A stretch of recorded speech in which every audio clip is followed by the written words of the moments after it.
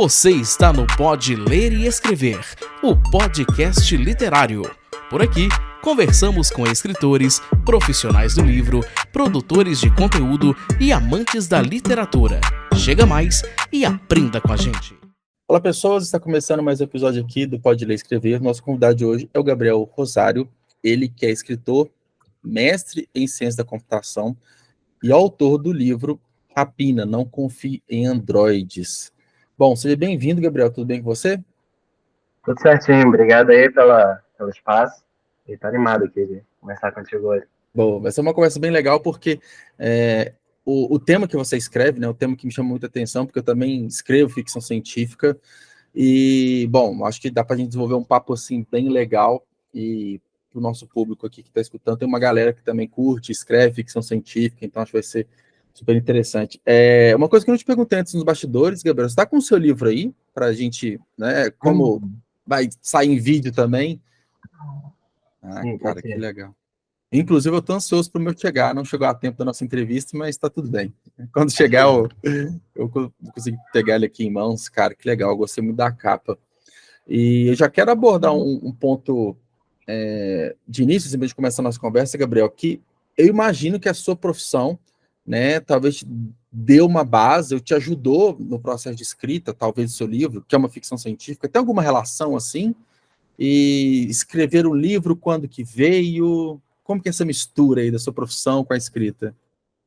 Então, eu entrei nessa profissão muito influenciado pelas obras de ficção. Então, era filme, livro, quadrinho, jogo, tudo que envolvia futuro, tudo que envolvia robôs e androides me fascinava. Então, eu acabei migrando para essa área de computação, porque eu queria fazer jogos, eu quero mexer com computação, programação. Eu acabei entrando no mestrado em inteligência artificial, focado em inteligência artificial.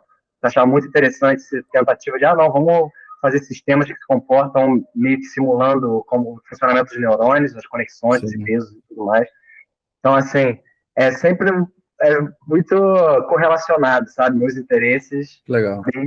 Tudo muito influenciado por ficção. E aí, eu sempre tive essa vontade. Cara, eu gosto de contar histórias, eu gosto de passar, de elaborar, pensar em situações e cenários e personagens. Então, poxa, acho que... E eu fui escrevendo ao longo da vida, assim, eu adorava escrever. Eu pensei, vou escrever um livro aqui, porque, assim, desde criança eu gostava de criar histórias para jogar RPG com meus amigos. Então, eu era um mestre, eu criava personagens, criava cenários, criava, sei lá, dinâmicas, mundos com dinâmicas e tudo, seja de fantasia, que também é muito interessante, ou de ficção científica, futurista. Então, assim, eu sempre tinha falado, não, vou botar uma história em um papel, vou criar esse livro, aí depois eu pensei, não, mas eu quero primeiro, digamos assim, desenvolver minha técnica, aprimorar minha escrita, então vou escrever um monte de conto nesse universo, para ir melhorando e aprendendo, aí eu compartilho com as pessoas, os amigos próximos, família, o pessoal me dá feedback e tudo mais. Aí depois eu li em algum lugar alguém falou, não, editoras tradicionais não procuram por livros de contos, eles querem uma obra completa. Eu, beleza, então agora acho que vamos escrever aqui uma obra.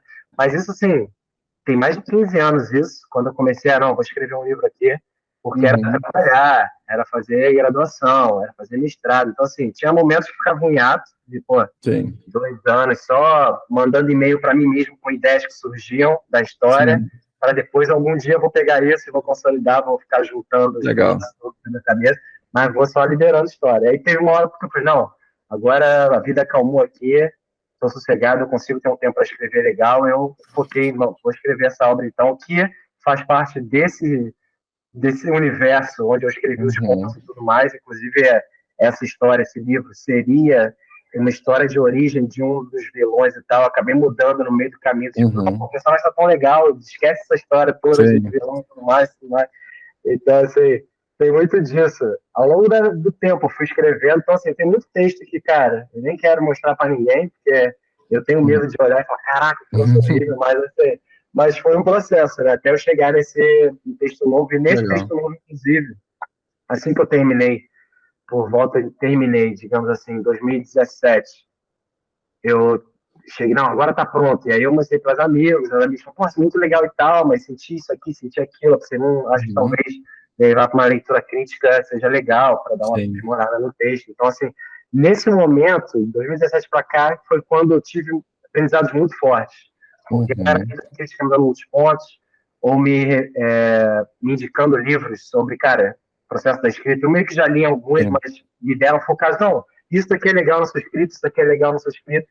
Foca nesse livro daqui, foca nessa bibliografia aqui, que são as partes que, poxa, talvez eu tenha que melhorar e tudo mais. Então, assim, 2017 para cá foi muito esse trabalho de ficar refazendo, recriando, escrevendo bastante, polindo mesmo o texto, né? Então, assim, eu tinha até um amigo meu que falou, ele leu agora essa versão nova e falou, cara, eu não sei o que aconteceu, se eu tinha outra cabeça e tal, mas está muito mais fluida a leitura agora, estou entendendo mais o negócio. Eu falei, não, cara, realmente foi todo aqueles feedbacks que ele me deu lá atrás, de umas coisas que você não entendeu. Tipo, hoje a obra está muito em cima do que você me falou e tudo mais. Então, assim, foi todo um processo, de 2017 para cá, pra leitura crítica me ajudando, preparação de texto e tudo mais, sabe? Aí eu fui atrás do capista, pô, vamos fazer uma capa bem legal, sabe? Uma capa, assim, que passa bastante o conteúdo do livro, a pegada, o que esperar e tudo mais. Aí um designer também para fazer as artes dentro, assim, toda a diagramação e as artes bonitinhas ali dentro. Então, assim, eu fiquei com essa vontade de, cara, não, agora vou lançar o livro físico e tudo mais, pô, agora vale a pena. Depois que a última leitura crítica que eu contratei para dar uma olhada no livro, eles falaram, cara, tem esses pontos aqui e tal, mas em geral a obra tá bem redondinha, essa obra tem público, tá bem legal mesmo, sabe? Então, até uma revisora comentou, eu perguntei, pô, eu sempre pergunto para os leitores, né, qual foi o seu top 3 personagens, top 3 cenas, e se pudesse mudar alguma coisa, que você mudaria, né? E essa revisora falou, cara, eu já revisei mais de não sei quantos, acho que 1000 livros de grandes editoras, e o seu não deve nada a eles e tudo mais, tipo, tá bem redondinha a história, muito legal. Os caras são bem incríveis, mas então assim, eu tô no caminho certo, sabe? Tipo, obviamente que tem um viés de, cara, eu contratei ela para trabalhar para mim e tudo mais, mas assim, as pessoas, geralmente, nesse ponto, elas são sinceras, né? Que é o trabalho dela, né? Revisar. Obrigado. Está gostando desse episódio? Já vamos voltar, mas eu quero só dar uma dica super importante para você que é autor independente. Conheça o Clube de Autores, que é a maior plataforma de autopublicação de falantes da língua portuguesa do mundo. Já são mais de 60 mil autores que fazem parte do Clube de Autores e eles já publicaram mais de 90 mil livros. É isso mesmo, é um número impressionante. Somente em 2022, todos os livros publicados no Clube de Autores representaram mais de 20% dos livros de língua portuguesa do mundo. É um número incrível. E esse número só é possível graças à tecnologia empregada que você pode, em poucos minutos, publicar o seu livro de forma gratuita. E eu sou prova disso. O meu livro, Frases Minhas sobre um Coração em Festa, foi publicado no Clube de Autores em 2022 e o processo é super simples. Basta fazer o cadastro na plataforma, seguir o passo a passo de publicação e logo o seu livro está publicado na plataforma, tanto no formato impresso quanto no formato digital. Você que é autor independente, não perca mais tempo. Acesse www.clubedeautores.com.br. Então, vamos voltar para o episódio? Aí me dá muito ânimo de, não, vamos lançar, acho que tá pronto, sabe? Passou um bom tempo no forno, mas agora tá pronto para lançar. Acaba que os contos podem ser considerados uma preparação para esse romance, né? Então, você foi ali validando o seu universo, foi se desenvolvendo, e além da preparação da sua escrita, também quanto aos feedbacks. Então, meio que esse conjunto, né, de escrever, ver o que as pessoas estão achando, né, dar aquele feedback sincero, até o ponto que a partir de 2017, né, que você começou a preparar o romance para ser lançado agora. Então, é uma jornada, né, um processo muito longo, né? Sim. Se for parar para pensar, se eu pegar o texto de 2017, cara, tem muita coisa mudada. Desde pequeno, que algumas pessoas comentaram, eu pensei, poxa, mais uma pessoa comentou isso. Então é legal mexer. Até umas coisas maiores, um pouco maiores, assim, estruturais, que o leitor crítico trouxe. Cara, eu dei uma olhada esses dias no e-mail dele falando, e eu vi, cara, realmente, eu não lembrava mais disso, mas hoje o texto tá assim, porque esse cara deu esse toque lá atrás, que me fez mudar bastante coisa e tudo mais. Então, às vezes eu até fico com medo de a memória tá pensando na versão antiga do livro, não na nova, e assim, pô, eu vou falar uma coisa da antiga que não tá mais lá no livro. Mas assim, às vezes quando eu dou umas revistas em algumas partes só para gravar, porque quando a gente lembra as cenas que tinha, isso que aconteceu e tal, que eu cortei, o que eu botei de novo, aí eu falei, pô, realmente deu uma incrementada brava, assim, tipo, muita Sim. coisa, assim. Então é legal ver essa evolução que teve na obra. Que você passou por todos os processos, né? Então, às vezes, você não vai lembrar exatamente se aquela cena está, se não está, o que que mudou, que você tá na sua cabeça todas as versões, né? De muitos anos, aí causa essa confusão mesmo, né? Não sei se aconteceu com você, mas de repente alguém comentou de uma cena, algum personagem, algum trecho do livro, você fala, tipo, você fica às vezes até em dúvida, né? Tipo, isso aqui tava mesmo? Era dessa forma? Por conta de todas essas mudanças de versões, né? Tipo, às vezes eu penso, cara, isso vai acontecer uma hora ou outra. A pessoa vai falar uma parada, mas não aconteceu não que eu me lembre. Mas a pessoa vai falar um negócio, eu vou falar, não é assim não. A pessoa, não, tá aqui, ó, tá no livro. Ih, meu Deus, é verdade. Às vezes, Sim, não aconteceu não, mas às vezes eu penso nisso, tipo, cara, lembra? A versão nova é essa, a versão antiga não tem.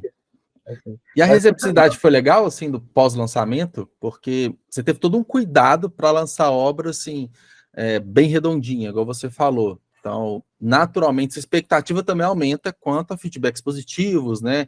Que os leitores vão se engajar na história. Foi legal? Foi bom nesse sentido? cara, tá sendo legal. Tá sendo um processo que tá vindo agora. Então, assim, eu entrei num trabalho novo que a pessoa nem conhecia, nem sabia da minha obra. Porque eu falava Sim. assim, o pessoal fica assim, não, deixa eu ler tua obra e tal. Não, pera, tá saindo a versão Sim. ultra final, espera um pouquinho. Aham. Pra você, então, teve gente que foi a primeira vez que teve contato com a obra. Então, e Sim. falaram, poxa, muito legal, muito maneiro, sabe? Tipo, Massa. eu tô agora divulgando com um monte de influencer no Instagram e no Sim. TikTok. E eu já vou recebendo assim, os feedbacks, tipo, eu comento uma coisa e tal, pô, legal, obrigado. E a pessoa fala, cara, tô gostando muito, tá muito divertida. Outra pessoa falou, pô, eu li Legal. 100 páginas sem parar ontem, tá muito adorando, tá, não sei o quê. Então, assim, eu fico feliz de ver os comentários da galera. E aí, pessoas antigas também que leram a primeira versão, comentando, por exemplo, cara, não sei o que aconteceu, não sei se sou eu, que na época não tinha tempo, não sei o quê, mas tá tudo fluindo mais fácil, tá mais orgânico, não sei o quê, tô gostando Pô, pra que caramba. legal. Essa pessoa específica, vários pontos que ela me deu, eu falei, não, cara, lembra que você comentou, as coisas que você comentou lá? Eu levei essa obra hoje por causa desses pontos que você me deu também, sabe? Então, Sim, assim, sim. tá sendo legal a recepção, sabe? Tipo, Pô, e a que pessoa massa. tem bastante acabamento também, a capa tá muito Sim. legal, a arte É, tá legal, tá muito bem feita. Então, assim, isso daí ficou uma feliz também, sabe? Eu fico toda hora sim. passando pro designer, pro capista, olha só, olha que legal que as pessoas estão Que falando do massa. seu trabalho. O pessoal fica feliz. É porque antes de ler, você tem aquela percepção do livro, né? Em mãos ali, seja no Kindle, por exemplo, né? Que você tem que ter uma boa diagramação ali para ficar legal a leitura, mas a versão impressa é o primeiro contato, é capa, né? E, enfim, o acabamento e tudo isso, antes da pessoa ler. Então, se a experiência é completa, né? Assim, já começa bem, né? Quando a pessoa tem uma boa experiência vendo o livro. E tá como publicação independente? Você publicou independente? Sim. Ah, legal. E aí, a gente está falando, né, a gente está falando de aspectos externos, assim, do livro, né? A gente não falou da história ainda, né? O que que é, de fato, né, o Rapina? Conta pra gente. Então, você tem esse universo bem no futuro, 2200, em que a Terra está em constante conflito com Centrória, o planeta dourado.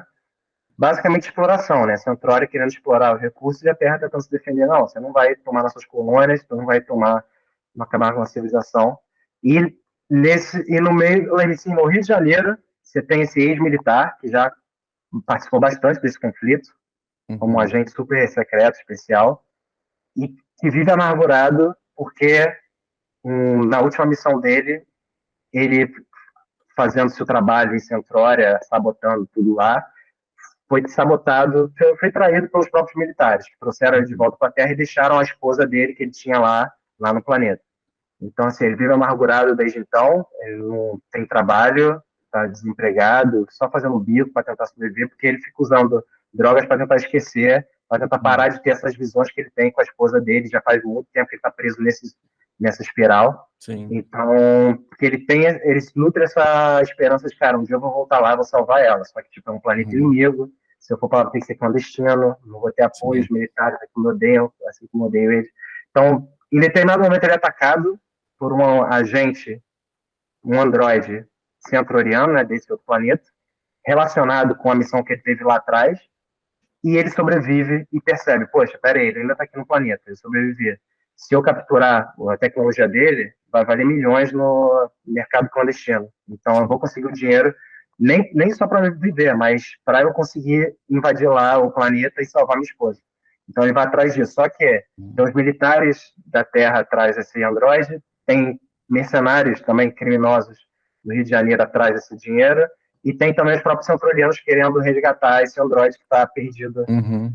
Pouco legal. Então, ele vai atrás desse androide e ele consegue capturar.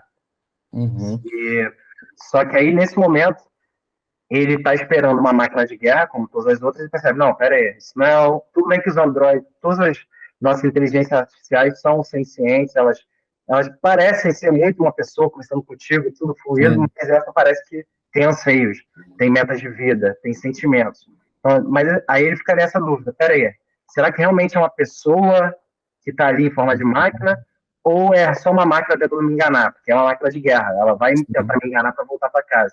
Então, o não confia em Android é justamente por isso, tipo, porque essa relação entre ele e o Android, confio ou não confio?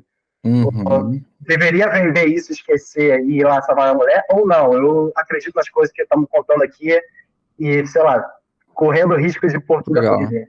Então, assim, a história, enquanto isso, tá todo mundo caçando Android atrás dele, entendeu? Então, a gente pode falar que, claro, uma ficção científica, né, de viagem espacial e tudo, mas que tem um toque de aventura, né, por conta dessa corrida, né, vamos colocar assim, e também um pouco de drama, né, aquela coisa do do pensamento, né, será que eu confio, será que eu não confio? Tem muito essa mescla, assim, né, muito esse ritmo, né, do livro? É suspense e ação, assim. É uma ação frenética, tipo, tiroteio, correria, confronto, e esse suspense. Cara, confia ou não confia? Sim, legal. Tipo, o que estão fazendo agora? Em prol de mim, em prol da causa, ou vou ser traído na esquerda ali? Então, assim, sim, é muito pegado nisso, mas é muito forte em ação e aventura. Sim. E, bom, ficção científica, a gente pode até dividir, às vezes, em soft, né, alguma coisa assim, as mais leves, assim, ou até algumas que, cara, praticamente a pessoa tem que gostar de física, tem que gostar de computação, de ciência mesmo, porque são as mais pesadas, assim. Como que você colocaria, né, se pudesse categorizar o seu livro? E eu pergunto isso por quê? Porque você tem todo um background tecnológico, de estudo, né, de graduação, de mestrado, que naturalmente você tem capacidade técnica de colocar isso dentro de uma história, deixá-la mais rica em detalhes. E para quem não gosta tanto de ficção científica, vai falar que tá chato, porque não consegue criar esse mundo na cabeça, enfim. Você consegue? Legal. Sim. Assim, todo o meu conhecimento embasou o que eu boto no livro. Então, se tem uma coisa ali, cara, isso é possível, isso hoje não existe, é só uma versão avançada do que já existe. Mas a gente está ali em prol da história, em prol da fluidez, em prol da coisa orgânica. Então, assim, não é um livro de vou te ensinar tudo no detalhe, cara, para isso você pega um livro técnico. Sim. Mas existe aqui e ali um pontinho, uma dica que, cara, se você é uma pessoa que conhece, você, entendi, isso daqui tá falando referente àquilo. Mas eu não vou te explicar o A mais B que existe debaixo do negócio. Não, cara. É em prol da história. O personagem principal não é um cara que sabe tudo. Então, assim, na percepção dele, ele vai ouvir a especialista de robótica falando com ele, metade das coisas ele vai, então, você vai falando, eu acredito em você. A outra metade, isso aí eu entendo, você explicou bem. Então, é bem didático, assim, mas não é um livro para você aprender tecnologia, embora esteja embasando, embora esteja dando credibilidade, assim. É uma coisa crível, que existe e tal, mas se você é um leigo, pô, beleza, entendi essa parte. Vai conseguir, aqui, não afasta, né, a leitura. Não, porque o foco é a aventura mesmo, a ação, sabe? Tem, uma das características que eu gosto muito da ficção científica é o e se, né? Ou então o será. Será que isso é possível? Será que isso vai acontecer? Só uma questão de tempo para a gente ter avanços tecnológicos? Porque cria aquela pulga atrás da orelha, porque geralmente na ficção científica, né, enfim, além, obviamente, da questão mais avançada, a gente tem problemas muito graves a serem resolvidos nas histórias, né? E a gente fica preocupado, será que a gente vai chegar nesse ponto? Então, e quando ela é palpável, né? Você falou assim, tudo que você falou é algo baseado, né, em conhecimento técnico, a gente só não está nesse ponto ainda. Isso que eu acho interessante. E complementando, que eu falei da complexidade também, tem um livro, não sei se você conhece, chama Flash Forward. tem até uma série de televisão. Não li, mas eu tenho. Ele é bem diferente o livro da série televisiva. O livro ele é extremamente técnico, assim. Ele tem até outra pegada. Ele se passa tipo num laboratório de ciência e física, reatores nucleares, é uma coisa bem técnica, enquanto a série televisiva se passa basicamente numa delegacia, são detetives, investigadores, aquela coisa bem norte-americana, né? Então dá para diferenciar muito bem. Um é para o público mainstream geral e o livro ele é um pouco mais restrito. Então, cara, tem um monte de teoria física no livro, enfim, explicações que eu sei se é verdade ou não, mas está lá. Então me veio isso muito na cabeça, assim, pô, como que é a tônica do livro, né? Mas é legal que você explicou que claro, eu imagino que o objetivo é atingir o maior público possível. Se esse objetivo não tem como ser extremamente técnico, né? Exato. Senão eu escrevi um livro de, vamos aprender inteligência artificial, sabe? Vamos colocar para os alunos, né? Vamos colocar para os alunos da faculdade estudarem, né? Sim. Exato. Então, assim, é uma história que é uma história sobre luto, sabe? Sobre perda, sobre, cara, seguir adiante. Uhum. Também sobre... assim, tem essa roupagem toda de ficção científica e traz também esse questionamento. E se um dia a gente vai chegar nesse dia em que as máquinas vão ser... Porque hoje a inteligência artificial não é realmente uma mente que você tem ali, né? É um nome meio que fantasioso que está acontecendo ali por baixo. Parece muito e tal, é inteligente, mas não é uma mente. Mas no dia que virar uma mente de verdade, com uma pessoa ali, a gente vai ter direito de escravizá-las, como a gente faz hoje? As máquinas hoje só existem para nos servir. Mas e lá na frente, sabe? A gente vai ter esse direito? Ou a gente vai ter que tratar elas como cidadãos? E elas vão ter que seguir as leis? Ou vai ter que criar castas de máquinas inferiores, máquinas superiores? Enfim, o livro toca muito nesse debate, sabe? Tipo, como é que vai ser no futuro? Porque a gente vai chegar lá eventualmente. Aí que é o gancho que eu queria perguntar, né? Você como um estudioso, né? Que fez até mestrado, inclusive, nessa área, como que você vê essa questão da inteligência artificial, né? Você pode até falar um pouquinho melhor para a gente como que a gente está hoje, tipo assim, qual que é o nosso limite hoje e aonde que a gente pode chegar, e se é interessante ou não chegar nesse ponto. Então, hoje a gente tem ferramentas super ultra animadoras, como o ChatGPT, que praticamente faz você achar que está falando com uma pessoa, sabe? De tão fluido que fica o negócio. Então, assim, isso é super legal. Isso super dá uma... Mas, assim, é só uma máquina ali, brincando com probabilidade, normalmente. Tanto que ele fala muita besteira, muita mentirada. Sim. Cara, porque é baseado no que ele viu, no que ele pescou ali, saiu junto com os... Então, assim, mas dá uma sensação de, cara, a gente vai chegar lá, vai ser super inteligente. Mas porque tem muita coisa que veio para melhorar bastante, sabe? O próprio ChatGPT aumenta a produtividade em várias atividades. A gente tem detecção de doenças em imagens de raio-x ou até no diagnóstico do paciente. Cara, melhora muito o trabalho do médico, sabe? Só um parênteses, que você falou esse ponto da medicina. Eu estava conversando com uma amiga minha que ela é enfermeira. Eu falei com ela que vai chegar num ponto que a gente vai chegar, sei lá, na porta da Unimed, um exemplo, vai ter uma máquina, tipo um formato de um caixa eletrônico, você põe seu dedo, pega uma pequena amostra sua, te dá um baita de um diagnóstico, tipo assim, do seu estado de saúde, e te dá um prognóstico do tipo assim, qual doença que você tem, qual tipo de remédio, qual dosagem, qual frequência você tem que tomar, e acaba que você elimina o clínico geral, sabe? Do tipo, eu não vejo isso muito distante, sabe? É algo que hoje me vê palpável, um diagnóstico preciso através, uma análise de um banco de dados absurdo do mundo inteiro que o médico não vai ter, ele tem experiência dele, né?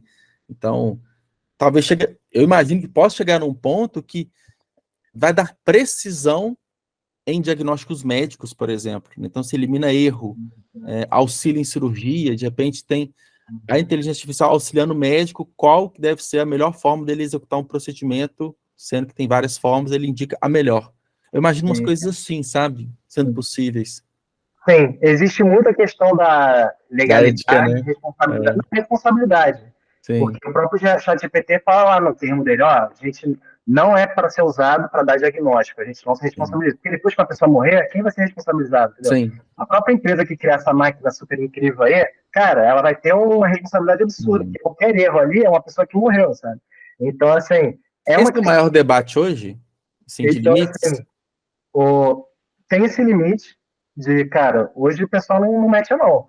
Não quero trocar o médico, porque hoje o médico que é o responsável, ele é responsabilizado. A partir do momento que... Senão você quebra uma empresa dessa. Tipo, o ChatGPT, estamos fazendo isso. Mano, acaba a empresa de todo o processo, governo em cima. Um erro já acaba, né? Fora que, obviamente, vai ter o lobby dos médicos para, mano, eu não quero perder aqui o meu trabalho, então tem que... Mas, assim, e aí é um outro debate que tem hoje, sobre que não é sobre medicina, mas outros profissionais que é, cara, pessoas que fazem arte gráfica, os roteiristas. Então, assim, porque existe esse medo de, poxa, vai substituir a gente, vai acabar com o nosso mercado. Mas, por exemplo, quando você olha uma ferramenta hoje de inteligência artificial que faz imagem, cara, essa imagem não está surgindo do nada. É trabalho de todos esses milhões de artistas que você está pegando, sem dar um trocado de volta para eles, e ganhando dinheiro em cima disso, entendeu? Então, é uma questão meio que legal, sabe? Cara, cadê o direito autoral aqui? Se eu copio o trabalho de outro, eu estou um processo. Por que uma empresa milionária copia o trabalho de uma pessoa, ganha dinheiro e nada acontece? E hoje está entrando nesse debate, sabe? Os roteiristas lá do Hollywood, eles fizeram aquela mega greve e tudo mais e conseguiram que o pessoal botasse no papel, cara. Essas ferramentas de inteligência artificial só podem existir para auxiliar o roteirista. Você tem que contratar um roteirista e ele pode ou não usar. Você não pode simplesmente, não vou usar o roteirista. Vou usar. E aí tem esse lance, tipo, vários escritores, até, se eu não me engano, o George R. Martin está processando, porque se você chega numa ferramenta dessa e pergunta, me dá o resumo da obra, Game of Thrones, ele te dá, mas, cara, como é que ele te dá se ele não leu o livro, sabe? Então, obviamente, ele tem o livro lá, mas em que momento o autor deu autorização para o livro ser usado para treinar? Então, assim, ele tá ganhando quanto de royalties? Não tá ganhando nada, entendeu? Então, assim, tá nessa... Porque, teoricamente, você não pode ter acesso à obra completa se você não pagou por ela, né? Então... Quanto mais você tem acesso a ela e usar isso para botar para criar trabalho que os outros estão te remunerando para milhões de pessoas, entendeu? Então, assim, é uma questão legal que está rolando hoje, uma briga forte, porque, por um lado, você tem, beleza, a gente tem que evoluir, essas redes tem que... mas tem que ser justo, sabe? Você não tem o direito de simplesmente roubar o trabalho de todo mundo, não. Tem que... Vamos dividir um pouco essa fatia do ganho, entendeu? Recentemente teve até a questão dos dubladores também, né? Porque tem ferramentas hoje que vai te dublar para diversas línguas. Só tem que ter o seu próprio vídeo original. E isso, para chegar no cinema, assim, é um pulo, né? Aí também cai nesse problema, igual teve dos roteiristas, né? Então, aí você pega o Brasil, por exemplo, que é referência em dublagem no mundo. Você mata toda uma classe gigantesca artística, né? Aí você tem que... Aí esse daí é um dos medos assim, que a gente pode ter com a inteligência artificial. Porque ela não é do mal. O problema é quem está por trás dela usando, entendeu? Então, assim, os interesses vão estar mais altos. Se a gente não ficar vigilante, sabe? Tipo, os roteiristas foram atrás dos direitos dele para a gente ter um acordo que senão a gente não trabalha, cara. Talvez os dubladores devam começar a pensar em fazer algo assim, sabe? Tipo, é importante. E é um medo real, porque eu imagino que a gente tenha condição de chegar nesse ponto. A gente tem visto, né, algumas pinceladas do que pode ser o próprio ChatGPT. Para chegar nesse ponto e ele, de fato, ficar quase humano, né, diminuindo os erros, né? Eu imagino que cada ano vai lançando uma versão nova, né? Agora está na versão 4, vai melhorando. E me veio muito uma angústia ano passado, quando foi lançado, né? Deve ter um ano, acho que foi em novembro do ano passado, foi lançado o ChatGPT. Falei, cara, eu trabalho escrevendo. Lançaram uma ferramenta que vai escrever para mim, e aí? Como que vai ser? Né? Hoje, eu uso bastante para uma revisão até de mensagens do WhatsApp, dependendo do tom, né? Da complexidade, da importância, o e-mail. Então, auxiliar algumas dúvidas, até de correção rápida de texto, assim, ajuda bastante. Mas é aquela coisa, né? Eu acho que ajuda na produtividade, na melhora da produtividade, otimiza trabalho, mas ao mesmo tempo, mais no começo eu ficava preocupado, assim, cara, e amanhã, né? Será que vai estar escrevendo para mim?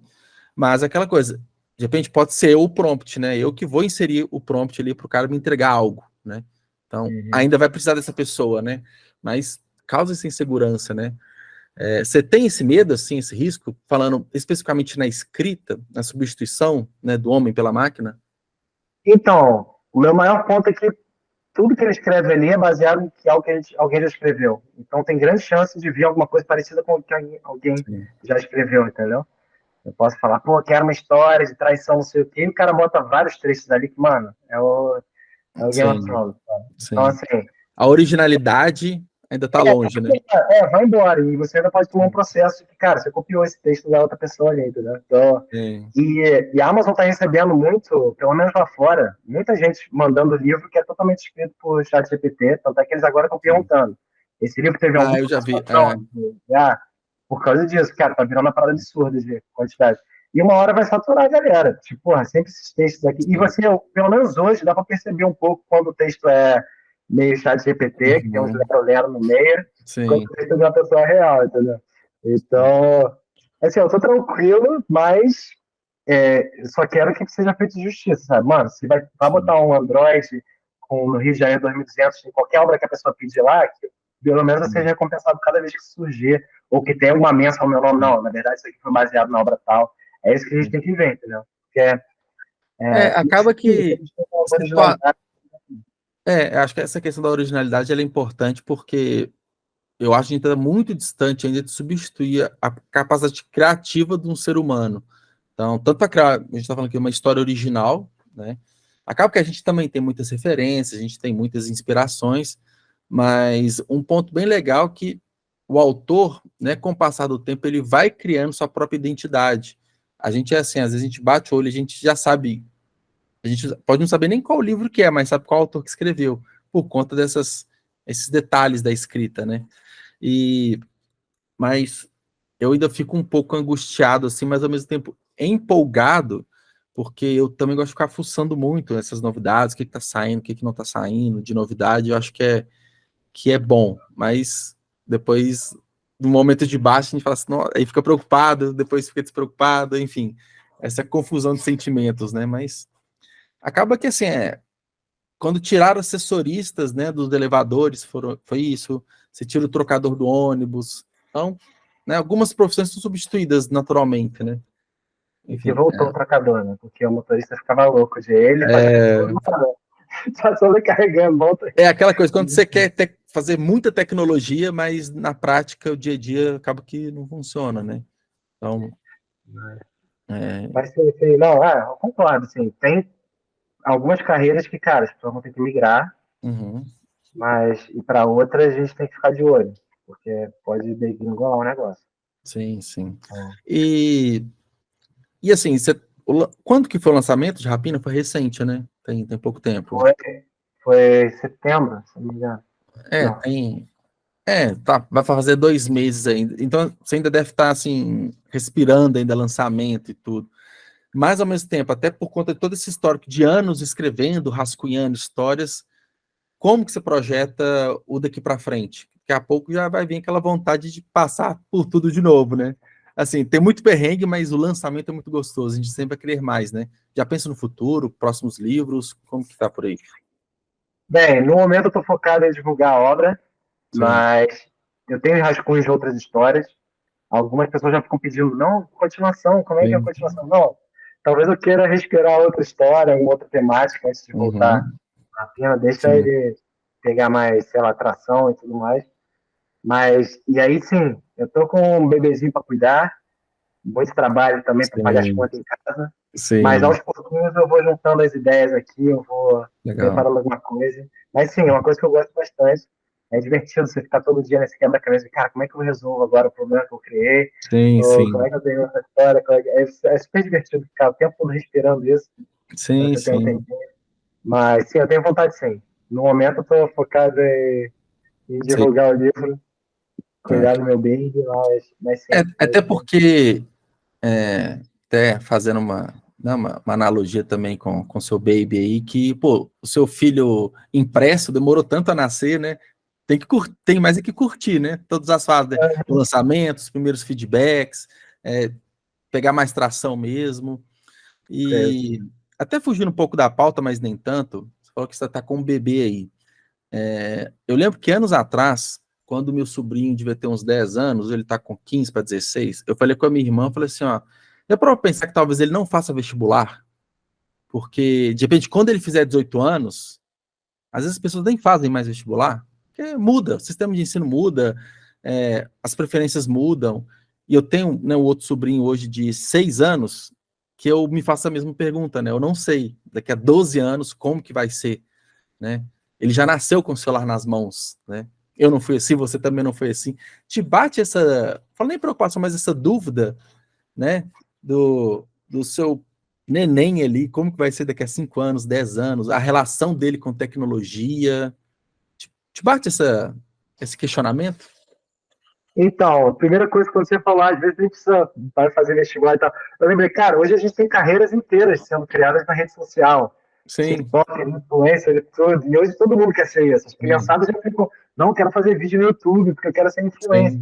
Eu sei, tá abrindo um monte de carreira aí que não tinha antes, ganhando mais que a gente que estuda há muito tempo. Obviamente que tem bastante trabalho envolvido de criação de conteúdo, tem que ter, cara, uma certa genialidade, originalidade e tudo mais. Então, assim, super válido.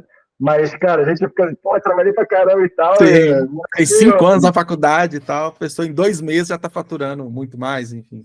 Então, assim, então eu não duvido que meu filho vai querer seguir por isso e tal. Eu tenho essa questão, eu li bastante sobre essa questão do relacionamento com tela e tudo mais de criança, que criança que já nasce na tela, o desenvolvimento é mais tardio e tudo mais, não tem tanta criatividade como uma criança que está vivendo o mundo nesse momento que está maior plasticidade, então eu vou esperar um pouquinho, uns 2 anos, até começar a mostrar vídeos, essas coisas para ele, o moleque respirar um pouco. Mas sim, cara, tudo pode acontecer. Assim, eu vou mostrar para ele como a arte é incrível, para ver se ele curte alguma coisa, música e tudo mais. E tem uma coisa muito doida, porque tem muita gente que fala, poxa, se meu filho for artista, vou deserdar ele, não sei o quê, porque artista é fogo, né? Uma parada que 1 em 1 milhão dá certo, o resto passa fome. Então os caras falam, mano, se quiser ser artista, sai de casa, não sei o que eu quero segurar vagabundo. Eu já penso o contrário, eu queria muito que meu pai falasse para mim, poxa, meu filho, eu tenho condições de você só focar na sua arte, porque é sua vida e tal, e eu não tive isso, né? Eu tenho que trabalhar até hoje para pagar as contas. Então, assim, se um dia eu puder chegar no momento que, mano, eu consegui juntar dinheiro pro meu filho e conseguir ser artista 100% do tempo, eu acho que eu vou ficar feliz, sabe? Sim. Eu acho que eu vou ficar feliz. Tipo, mano, você quer escrever? Escreve lá, vou te ajudar, sabe? Mas é isso que você... Eu consigo te dar essa oportunidade de você viver só de fazer arte? Porque eu não tive essa oportunidade, sempre quis, né? Então, assim, um dos maiores motivos de eu demorar pra caraca pra lançar o livro é que, cara, tem que pagar as contas, né? A vida tem que... Não pode morrer no meio do caminho, senão o livro não sai.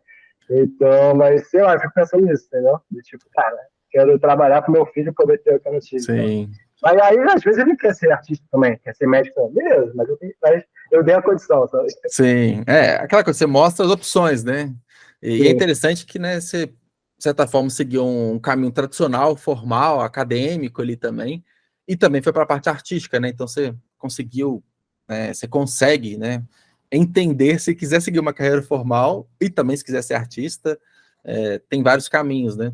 E é um ponto bem legal, porque o que hoje tem de conteúdo na internet, pô, se você fizer um bom filtro de algoritmo ali pro TikTok, você aprende um monte de coisa ali. Tem biólogo, tem advogado, tem galera da tecnologia, tem geral lá ensinando muita coisa, então dá para consumir muito conteúdo legal e aprender muita coisa sem ter uma formação tradicional, né? Eu acho que e cabe a gente mais velho adaptar tudo isso, né? Porque tá aí, né? Não adianta chorar, né? Tem que adaptar, correr atrás e aproveitar. Bom, Gabriel, chegando no finalzinho do nosso papo, queria agradecer. Acho que foi um papo super, super leve, super tranquilo, assim, é um assunto que eu gosto bastante de conversar. E espero que você tenha gostado da conversa aqui também. Sim, foi divertido. Pô, espero que acabou, mas foi super divertido. Muito obrigado aí pelo espaço. E meu livro vai chegar aí. Vai chegar, tô ansioso, acho que fiquei mais ainda, né, após a conversa, fiquei mais com vontade de conhecer a história. E antes da gente encerrar, como que as pessoas encontram, né, você para comprar seu trabalho, também para comprar o seu livro?